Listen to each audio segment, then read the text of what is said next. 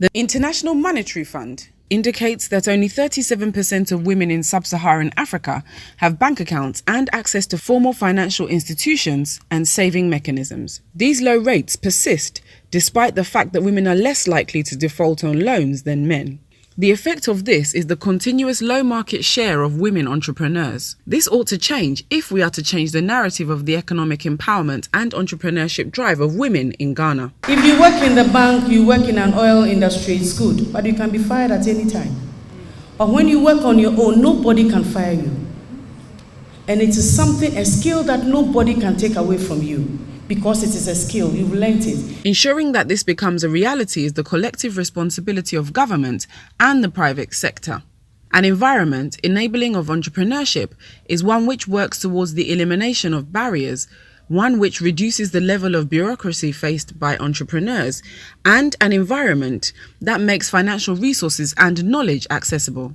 Resolving this accessibility problem is the goal of the Young Women Entrepreneurship Initiative. Many studies have shown that investing in women has a multiplier effect.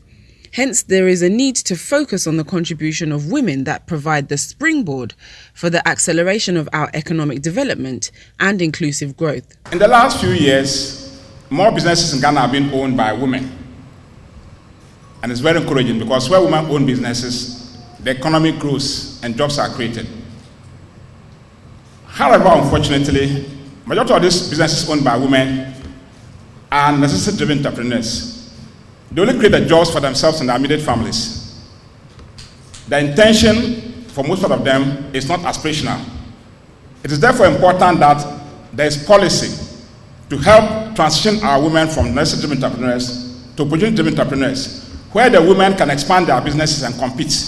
According to the Second Lady of the Republic, Hajia Samira Bawumia, the Ministry of Business Development has been instrumental in the push to promote women-owned businesses in the private sector, prioritizing the needs of existing businesses and facilitating the creation of new ones.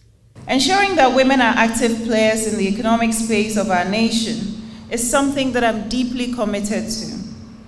It's for this reason that CEP has one of its core objectives to drive entrepreneurial development among women.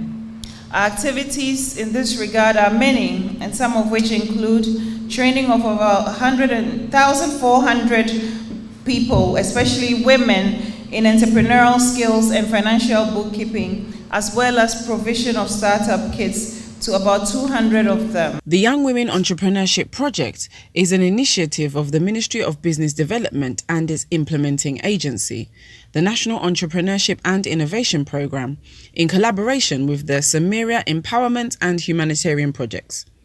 Some beneficiaries expressed their appreciation. I'm very, very excited actually because, before when applications were open, we thought it was this, formality. I couldn't believe that we were really pegged.